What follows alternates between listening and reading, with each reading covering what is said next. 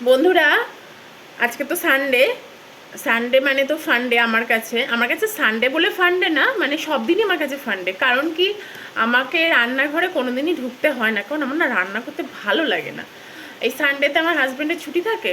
সানডেটা ও রান্না করে, ভালো মন্দ যা রান্না করার সব আমার হাজব্যান্ডই করে। আর রেগুলার বেসিস যে রান্নাটা হয়, আলুর তরকারি, পটল তরকারি, বেগুনের তরকারি, এটা আমার শাশুড়ি মাই করে।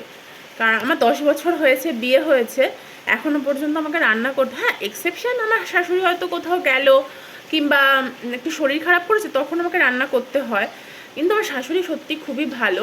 মানে মানুষের সাথে যদি ভালোটা শেয়ার করা, সেটা কিন্তু লোকে বেশি দেখে না। কারণ তুমি যদি খারাপ থাকো, তোমাকে ধরো কাজ করালো, খাটালো, এইসব যদি গল্প করো, সেই সবের ক্ষেত্রে তোমার কিন্তু ভিডিওটা বেশি ভাইরাল হয়।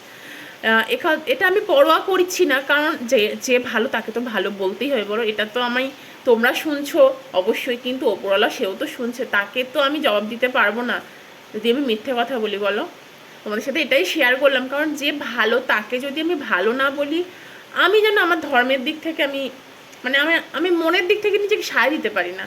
যে ভালো, আমার শাশুড়ি সত্যি খুবই ভালো। আমার 10 বছর বিয়ে হয়ে গেছে, আমি এটা প্রাউড ফিল করি যে 10 বছর বিয়ে হয়ে গেছে, আমার এখনও পর্যন্ত রান্না করতে হয় না। বাই বন্ধুরা, আমার এরকম দৈনন্দিন জীবনে কিছু কিছু কথা তোমাদের সাথে আমি শেয়ার করব। ভালো লাগলে আমার ভিডিওটা সাবস্ক্রাইব করো। ওকে।